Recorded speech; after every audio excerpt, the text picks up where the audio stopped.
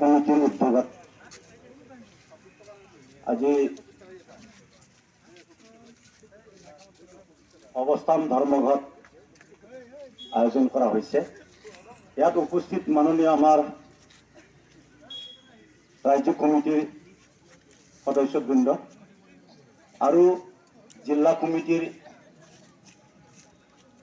আমাৰ বিভিন্ন পদাধিকাৰী মহোদয়সকল আৰু জিলা কমিটিৰ অধীনত থকা আমাৰ যিমান ব্লক কমিটি তথা সাৰ্কেল কমিটিৰ পৰা উপস্থিত হ'ব পৰা সন্মানীয় সভাপতি সম্পাদক তথা সহযোগী কৰ্মী মহোদয়সকল, তো আজি আমি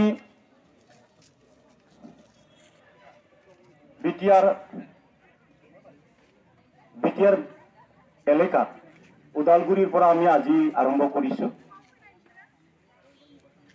আমি বিটিআৰত যিকেইখন জিলা আছে প্ৰত্যেক জিলাতে আমি অৱস্থান ধৰ্মঘটটো পাতিবলৈ লৈছো।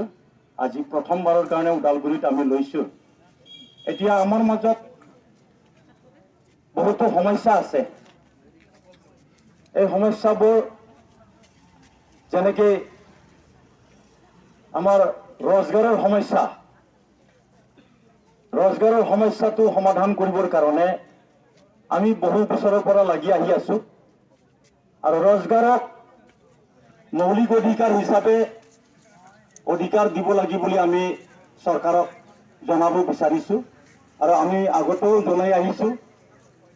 ঠিক তেনেকৈ আমাৰ মাজত বহুত নিবনুৱা ল'ৰা ছোৱালী ডেকা গাভৰু আছে।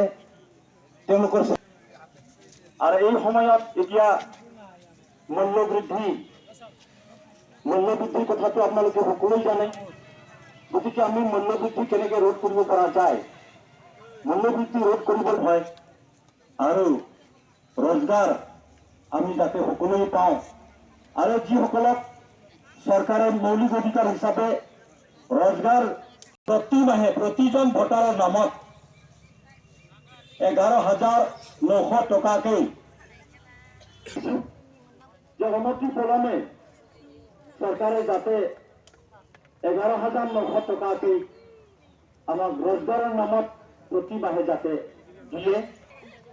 অসমৰ সমগ্ৰ এতিয়া উচ্ছেদ অভিযান চলি আছে। সেই উচ্ছেদ অভিযান যাতে অনতিপলমে অভিযানটো বন্ধ কৰিব লাগে। উচ্ছেদৰ কাৰণে উচ্ছেদ কৰাৰ কোনো অধিকাৰ নাই, কোনো সংস্থাপনৰ যদি ব্যৱস্থা নাই চৰকাৰৰ লগত, তেতিয়াহ'লে উচ্ছেদ অভিযানৰ মাজত বিভিন্ন ধৰণৰ আঁচনি আছে।